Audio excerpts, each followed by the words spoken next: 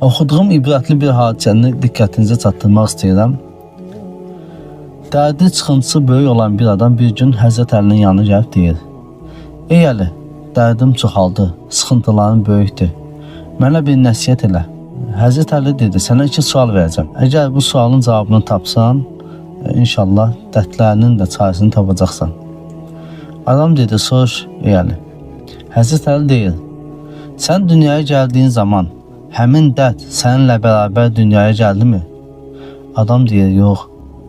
Deyir: "Bəs sən dünyadan getdiyin zaman qəbirdə, axirətdə o dərdin səninlə bərabər olacaqmı?" Adam deyir ki: "Yox, ey Əli."